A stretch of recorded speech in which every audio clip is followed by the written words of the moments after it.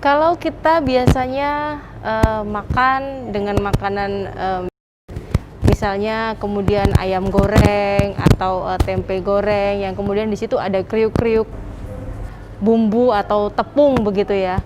Nah, hari ini saya sedang kedatangan tamu yang luar biasa banget.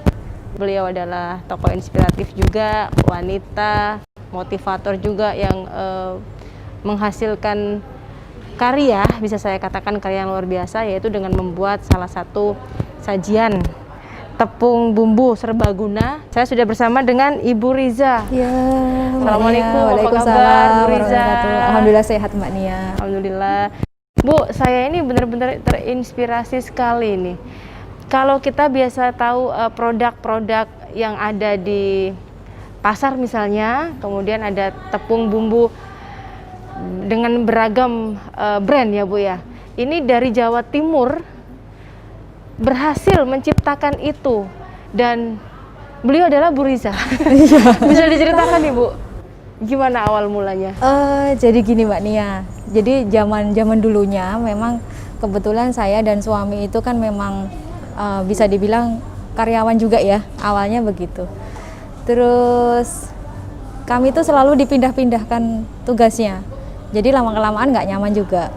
Akhirnya kami berpikir, kira-kira apa ya yang bisa kita buat supaya kita tuh nggak tergantung dengan orang lain juga. Nah, ketemulah si tepung ini. Nah, tepung ini kita mulai awal percobaan itu pertengahan tahun 2013, kemudian kami legalkan secara legalitas yang resmi tahun 2015-an. Kenapa kami pilih produk ini? Karena begini Mbak Nia, kita kan sebenarnya sudah tahu ya di pasaran mungkin sudah banyak juga namanya produk-produk yang sejenis. Cuma kita itu, saya pemakai juga, saya ibu-ibu pemakai juga dan suka masak. Terus saya melihat setiap kali mau beli tepung, itu pasti belinya sendiri-sendiri. Misalkan saya pengen goreng ayam nih, saya kan belinya tepung yang khusus untuk ayam goreng, sesuai dengan label kemasannya mereka ya. Terus besoknya anak saya misalkan mau minta ayam crispy, akhirnya saya belilah lagi tepung lain yang memang fokus untuk ayam. Jadi kan saya mesti stok banyak nih. Nah, awal muasalnya dari situ. Kenapa kok nggak ada tepung yang misalnya satu aja kita bisa pakai macam-macam masakan? Multifungsi. Betul, multifungsi. Jadi karena kita melihat itu, akhirnya saya berpikir, oh ya sudah, saya coba trial itu ya Mbak. Saya trial itu, saya coba tes market, ternyata bisa diterima. Terus permintaan waktu itu ada juga. Jadi serba kebetulan sebenarnya. Akhirnya kita coba jalankan. Kayak gitu Mbak, coba kita jalankan dengan ya awalnya dulu kita masih ibaratnya sampingan sebenarnya. Bisnis sampingan, terus kemudian kita melihat pertumbuhannya. Jadi memang kita maintenance Mbak dari tiap bulan. Permintaan ini meningkat atau tidak, ada BEP apa tidak dan lain sebagainya. Jadi awal-awal memang benar-benar yang pure dari hobi gitu iya. Ya Bu. Hobi masak ya Bu ya. Hobi masak. Hobi masak soalnya Bu. Hobi masak, kemudian muncul ide untuk mencetuskan satu inovasi baru, bikin bumbu serbaguna. Iya. Itu di tahun berapa Bu Dewi? Maaf Bu Riza. Tahun 2013, pertengahan tahun 2013. Jadi ya karena itu tadi karena anak-anak saya memang saya sedikit protek supaya anak-anak saya itu tidak terlalu jajan gitu kan. Akhirnya kebanyakan makanan saya sendiri yang buat. Cuma memang bahan bakunya kita mesti beli ya Mbak ya. Dari situ saya lihat kok ini nggak kurang ekonomis sekali ya, harus beli tepung A, tepung B, tepung C dan lain sebagainya. Dari situ ya sudahlah muncul ide itu. Jadi satu tepung bisa untuk masak macam-macam. Jadi kan kalau ibu-ibu kan mungkin iya ya irit ya, mungkin dari segi uang dan lain sebagainya kan kita beli satu tapi bisa untuk semua. Begitu. Bu Riza, ini untuk varian rasanya nih Bu. Varian rasa saat ini saya ada original, ada pedas, dan satu lagi tepung yang rasanya memang ke arah manis ya Mbak. Tepung untuk pisang goreng, Terus tepung untuk apa sih, ubi, untuk goreng ubi, untuk goreng nangka yang kayak gitu. Jadi ada yang pedas, ada yang Original, original, ada yang manis. ada yang manis. Betul. Iya, iya. Kalau saya suka yang pedas, Bu. Oh iya, Pak. Untuk ayam goreng biasanya. Iya, bener. Bu Riza, pastinya juga tidak mudah dong Bu untuk kita bisa menjadi seperti sekarang ini, kan banyak proses yang harus kita lewatin. Pasti, Mbak.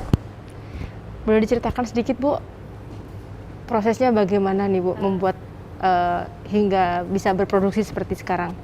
Kalau dibilang proses itu mudah dan enggaknya, mungkin semua teman-teman yang lain juga mengalami hal yang sama ya Mbak. Kalau di saya itu luar biasa lika-likunya sebenarnya. Jadi mulai pertama itu kita memang searching bahan bakunya, terus harus trial and error. Terus kita yang berikutnya kita cari karyawan ataupun orang yang bisa kita percaya. Bahkan ke marketingnya pun kita harus cari orang yang betul-betul bisa kita percaya. Nah itu tidak mudah juga bagi saya. Jadi ya memang sering kita harus pilih-pilih orang juga. Jadi dari model hal tersebut akhirnya kan kita tahu nih Mbak, kita tahu orang yang betul-betul pengen bekerja dengan kita ataupun berpartner dengan kita atau tidak. Itu akan ada seleksi alam tersendiri. Jadi begitu. Terus selain itu permodalan ya, tentunya permodalan karena kan memang kita mulai dari nol ya Mbak. Mulai dari nol itu kita betul-betul merintis dari bawah yang tidak punya modal sepeser pun waktu itu. Akhirnya kita memang harus pandai mengelola. Kita harus pintar memutar uang itu, modal. Kita belikan bahan baku, proses produksi habis berapa, nanti kita jual, kita mendapatkan keuntungan berapa. Dan itu pun tidak sampai di situ juga. Artinya bahwa karena di pasaran itu produk yang sejenis kan memang sudah banyak juga. Akhirnya kita mau tidak mau, suka tidak suka, kita harus berdampingan dengan mereka. Sehingga harga pun kita juga harus kompetitif juga dengan mereka. Nah, itu yang benar-benar menjadi satu tugas berat juga. Kita harus develop produk terus yang harganya memang bisa seimbang dengan yang ada di pasaran. Di sini kalau kita tahu tepung bumbu serbaguna ini pasti ada sesuatu atau mungkin taste rasa yang berbeda dari yang sudah ada di pasaran Ibu. Nah, kalau punya saya ini dibandingkan dengan yang ada di pasaran, memang karena target utama saya memang untuk general trade ya Mbak. Artinya general trade itu kita pengen masuk ke lapisan masyarakat menengah ke bawah, menengah ke atas pun. Bahkan untuk masuk ke market seperti HoReCa, hotel, restoran, kafe. Saya targetnya ke sana. Nah, kelebihannya memang pertama tadi yang sudah saya sampaikan di awal bahwa tepung saya ini satu tapi bisa untuk berbagai macam masakan. Kecuali yang manis ya, yang manis nggak bisa di split buat goreng ayam kayak gitu ya. Terus yang kedua memang untuk tes rasa rempahnya lebih kuat, jadi Indonesian taste-nya itu lebih menonjol. Terus yang ketiga kelebihan lagi itu saya tidak memakai bahan pengawet, jadi pure murni natural semua. Terus yang terakhir saya tidak menggunakan penyedap rasa yang terlalu banyak, MSG. Itu terlalu banyak gitu. Jadi memang saya benar-benar low banget pakainya. Jadi betul-betul produk yang saya buat ini saya ngaca dulu nih ke aturannya Depkes atau aturannya BPOM nih Mbak. Saya baca dulu nih, oh ini nggak boleh segini nih, ini nggak boleh begini ya. Jadi saya mengacu ke sana dulu. Artinya walaupun kita tahu nih misalnya masakan ini, gorengan ini renyah banget loh, tapi kita nggak tahu tuh komposisinya apa saja. Iya. Ini dari Bu Riza diperhatikan betul. Betul, sangat-sangat diperhatikan karena memang saya sendiri background saya orang food juga ya. Jadi saya harus benar-benar ini. Selain itu juga ada beban moral juga ya Mbak. Ibaratnya kita kasih makan orang lain, dibeli sama orang lain, kita mesti kasih orang lain makanan yang sehat juga dong, yang kayak gitu loh. Apalagi anak-anak kita mengkonsumsi, kita konsumsi sendiri. Betul, kan begitu. Saya konsumsi juga yang kayak gitu. Jadi biasanya kan gini, kalau yang di pasaran itu orang Indonesia kan seneng banget dengan sesuatu hal yang sangat gurih. Betul Jadi, banget Bu. ada edik di situ ya, ada namanya ketergantungan di situ. Nah saya bilang saya nggak mau, saya tidak mau seperti itu. Karena apa? Kita tidak tahu efeknya untuk jangka waktu yang panjang. Saya tidak paham juga ya dari segi itu. Tetapi saya sangat menjaga sekali, tentunya dari Depkes dan BPOM pun juga mereka sudah punya aturan yang baku, sehingga saya tidak bisa untuk menyalahin itu. Gitu. Tapi ketika trial tadi apakah terjadi kemudian, aduh kayaknya kurang gurih deh, aduh kurang manis atau kurang apa gitu Bu? Iya, pasti kan. Jadi itu menuju proses ke situ berapa lama Bu?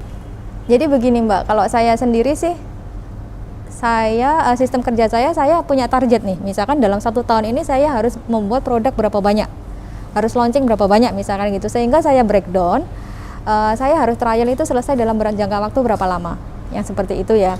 Nah, ketika trial itu paling kalau dibilang lama sih enggak sesuai target. Jadi misalkan 1 bulan ini harus kelar nih untuk trial formulanya sendiri. Oke, kelar.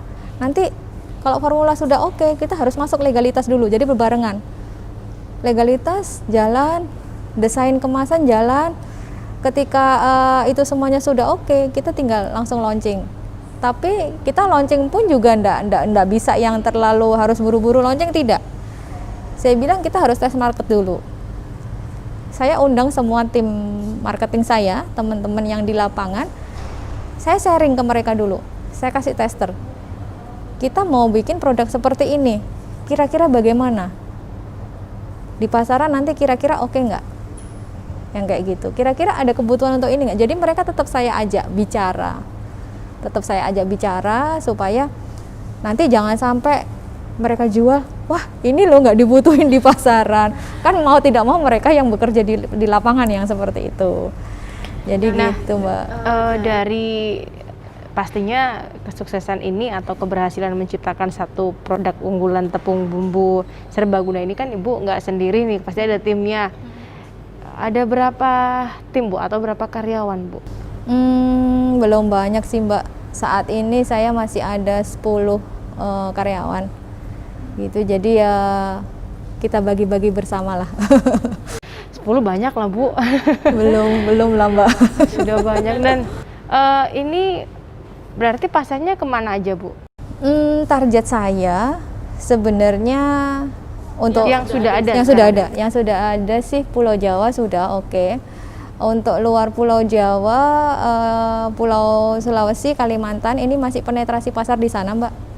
Jadi masih mulai untuk pengenalan di sana. Tapi kalau untuk Jawa Timur, Jawa Tengah, Jawa Barat ini sudah mulai merata. Gitu. Jawa Timur, keren banget loh ya kan.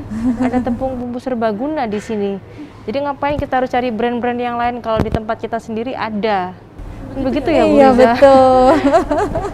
Untuk ekspor masih proses ya Bu ya? Ekspor masih proses. Beberapa kali saya kirim sampel waktu itu ke Arab Saudi Mbak. Terus ke India juga, Malaysia juga. Cuma mungkin karena pandemi ini ya, jadi agak-agak kayak ke hold gitu loh Mbak. Cuma kita tetap masih jalan untuk follow up ke mereka. Tapi untuk segmen pasarnya sendiri lebih banyak di mana Bu? Saya sih sebenarnya ke general trade ya Mbak. Jadi saya mulai dari traditional market, terus untuk supermarket juga, modern market, dan horeca, hotel, restoran, kafe, kayak gitu. Rata-rata kan mereka kan pasti ada pakai lah. Untuk yang produk-produknya misalkan hotel, pasti ada crispy-crispy-nya. Kafe, restoran kan pasti banyak juga yang ayam crispy, nugget crispy, semuanya mereka butuh tepung. Dan satu lagi kemarin saya sempat support satu produk juga, satu perusahaan itu untuk ekspor ke Jepang. Jadi saya untuk bahan bakunya salah satunya tepung saya. Oh gitu, jadi bahan baku itu dikomben ya Bu ya? Dikomben dengan formulanya mereka. Oke. Dan dikirim ke Jepang? Iya. Itu permintaannya dalam 1 bulan bisa berapa ton gitu misalnya Bu? 1 bulan sih karena masih baru mulai ya Mbak. Saat ini sih kurang lebih 1 bulan masih sekitar 3-5 ton. Mereka pun juga masih penjajakan pasar juga di Jepangnya ya, kayak gitu. Cuma ya kalau pasar sana itu biasanya lebih ketat. Nggak boleh pakai ini, nggak boleh pakai itu, dan lain sebagainya. Betul, Bu. Jadi detail lah Betul, begitu. lebih detail. Nah, mengingat nih Bu, karena bisnis yang semakin bisnis atau usaha yang kemudian semakin berkembang, semakin maju, ini pastinya tidak luput dari peran serta kita seorang ibu tetap menjadi seorang ibu dan seorang istri kan. Betul. Begitu. Itu gimana Bu untuk membagi waktu dengan anak-anak, keluarga misalnya? Sebenarnya itu simpel sih bagi saya, Mbak. Jadi memang saya sudah terbiasa mengkotak-kotakkan waktu. Jadi misalkan anak-anak saya waktunya dia harus sekolah, harus mengerjakan tugas, harus misalkan ada tambahan pelajaran itu di jam-jam berapa aja. Jadi semua sudah saya atur. Jadi sudah saya atur semuanya nanti, dan apa yang harus saya lakukan. Begitu. Jadi ya Artinya memang sudah benar-benar tahulah ini Iya. porsinya di mana gitu. Betul. Kembali ke produk tepung serbaguna nih Bu, tepung bumbu serbaguna. Karena pasarnya sudah banyak dan saya tahu tadi sudah ada di seluruh Indonesia mungkin Bu ya, di berbagai wilayah gitu kan, tersebar di Indonesia. Apakah ada langkah lain kemudian hingga produk ini bisa nembus ke pasar internasional atau go internasional? Tentunya ada, Mbak. Tentunya ada, dan kami pun juga ingin ya seperti itu.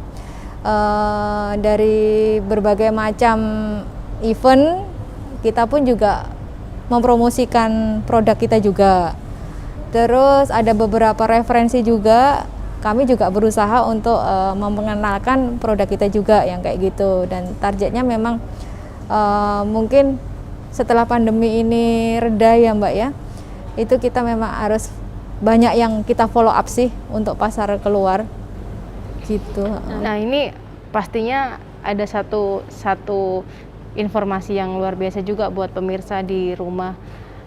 Sebelum dan sesudah nih Bu, kan saat ini Ibu bergabung di CTH. Kita tahu di situ adalah satu komunitas besar yang kemudian mengayomi begitu, mulai dari training, kemudian pasar, kemudian untuk bagaimana cara penjualan. Artinya kita benar-benar diberikan edukasi lah. Boleh diceritakan Bu, CTH itu bagaimana? Kalau menurut saya pribadi, sebenarnya ya Mbak, saya pun sebelum mengenal CTH itu nol ya pengetahuan tentang apa itu asosiasi lah, perkumpulan teman-teman UKM, itu sama sekali tidak tahu. Karena memang awal muasalnya tepung ini kan saya benar-benar mandiri ya, dulunya begitu mandiri. Terus beberapa tahun kemudian saya kenal dengan CTH dan bahkan asosiasi UKM yang lain. Itu menurut saya luar biasa. Dan saya baru wow, oh ternyata ada begini ya. Saya baru oh ya Allah, kenapa enggak dari dulu gitu kan. Dan CTH ini luar biasa memang untuk menjembatani saya terus dan teman-teman UKM yang lain, bahwasanya banyak sekali fasilitas yang memang disediakan untuk kita. Dari mulai pengurusan legalitas, temu calon buyer juga, promosi produk, dan bahkan ada beberapa produk yang memang sudah terjadi transaksi juga yang kayak gitu. Jadi kita bilang ya luar biasa, oke gitu loh Mbak. Kalau nggak ada CTH ya mungkin kita pangsa pasar kita ya hanya di situ-situ aja. Iya bener, dan referensi kita mungkin ya nggak terlalu banyak yang kayak gitu. Artinya memang di sini benar-benar kita merasakan betul dampak yang signifikan. Bener, pusat info-info juga di sini tuh. Bu Riza, kemudian ketika kita bicara masalah suka duka ya Bu ya, di bidang produksi ini, apa Bu yang dirasakan? Suka dan dukanya sih luar biasa banyak. Tapi kalau saya bilang lebih banyak happy-nya aja sih, di bawah happy. Kalau dukanya sih ya itu tadi Mbak, namanya semua proses itu kan tidak mudah ya. Mungkin orang melihat oh iya ya sudah punya produk ini enak, gampang dan lain sebagainya. Tapi pada ya kita tidak perlu menceritakan ke mereka lah ibaratnya gitu. Dan satu lagi, ketika kita sudah punya produk yang memang sangat diminati konsumen, itu kita tidak akan pernah luput dari pesaing. Nah itu mungkin tidak hanya produk saya aja ya. Sekarang mungkin produk tepung pun yang UKM pun juga banyaknya luar biasa. Cuma di situ saya bilang ini luar biasa sekali, karena kenapa? Ini teman-teman sangat kreatif dan mereka berinovasi dengan berbagai macam formulanya mereka sendiri yang seperti itu, dan tentunya pangsa pasarnya akan terbentuk masing-masing kayak gitu. Jadi yang awalnya saya menjadi oh ini kok ada saingan ya dan lain sebagainya, nah akhirnya saya jadi happy lagi yang kayak gitu, karena oh luar biasa teman-teman, ini luar biasa sekali, dan jangan namanya saingan itu jangan dijadikan satu beban untuk kita. Jangan dibilang oh si A menyaingi saya, si B menyaingi saya atau apa, jangan. Kalau saya bilang tidak boleh seperti itu, karena namanya kata-kata saingan itu kita rubah menjadi partner kita sebenarnya. Suatu saat mungkin kita bisa berkolaborasi dengan mereka, kita tidak akan pernah tahu. Bu Riza, ketika menghadapi situasi pandemi ini Bu, kita tidak luput dari yang namanya kompetitor tadi, pesaing. Betul. Dampak yang dirasakan apa nih Bu? Yang pasti omset kita itu pastinya menurun ya Mbak. Itu sangat terasa ya, apalagi yang untuk pangsa pasar saya yang ke hotel, restoran, kafe, itu pasti tentunya kan mereka kan juga nggak boleh buka ya. Iya, maksudnya betul. dalam beberapa waktu mereka harus tutup semuanya. Iya, kondisi pandemi COVID ini kan untuk tempat hiburan ya, Bu, ya, wisata itu kan masih close semuanya. Betul. Dan kalaupun boleh buka, mereka pun dibatasi jamnya kan Mbak. Nah di situ memang omset saya memang drop di situ. Jadi ya luar biasa kerasa juga. Cuma kalau yang untuk di sisi satunya lagi, untuk pangsa pasar saya yang tradisional market sama modern market itu stabil, tetap stabil, bahkan mungkin ada peningkatan, karena kan memang orang kan harus work from home, harus masak sendiri di rumah dan lain sebagainya gitu ya. Lebih menghemat. Lebih berhemat gitu. Sebenarnya nggak berhemat sih Mbak, lebih boros, kitanya beli terus panik buying ya. Gitu. Cuma kalau dihitung itu secara general, secara global itu memang tetap ada penurunan. Jadi memang luar biasa ini. Mudah-mudahan segera lewat lah. Iya, Bu. Karena ya kita tahu lah Bu, untuk pandemi COVID ini sendiri bukan hanya di sektor ini saja, tapi banyak sektor yang memang terdampak. Betul. Seperti itu. Terakhir nih Bu Riza, tips dan triks apa yang bisa kita share ke teman-teman semua pemirsa di rumah yang kemudian tetap bisa semangat gitu kan, kemudian bangkit UKM ya misalnya untuk dalam menghadapi situasi pandemik ini, khususnya juga untuk pemula yang memang betul-betul ingin berekspresi atau kemudian mempunyai ide-ide kreatif yang lainnya yang berkaitan dengan bisnis di kuliner misalnya. Silakan Bu. Kalau buat teman-teman semuanya, yang pasti kondisi pandemi ini kita jangan ikut-ikutan terbawa ke dalam situasi yang seperti ini. Kita harus justru lebih fight lagi, kita lebih berinovasi lagi, karena dalam kondisi seperti ini, terutama di bidang food ya, di bidang food itu luar biasa. Kalau bisa dibilang ya cukup naik juga. Waktu awal-awal COVID aja memang drop sekali, tetapi sekarang sudah mulai stabil. Kalau untuk food dan beverage itu sudah oke. Jadi saya bilang kalau teman-teman jangan ikut drop gitu loh, jangan ikut drop, tetap fight. Yang pasti harus inovasi terus, jangan takut dan harus survive, dan karena memang mau tidak mau kita harus betul-betul bisa membuktikan dan bisa berjuang untuk melawan kondisi seperti ini, kayak gitu. Itu aja sih Mbak, pokoknya tetap semangat lah. Semangat. Iya, tetap semangat. juga harus semangat ya, Bu. Betul, harus semangat. Jadi jangan gampang nyerah nanti kondisi COVID. Oh saya nggak bisa keluar karena begini. Tidak, saya bilang pemerintah pun juga sudah menentukan harus tetap protokol dan lain sebagainya.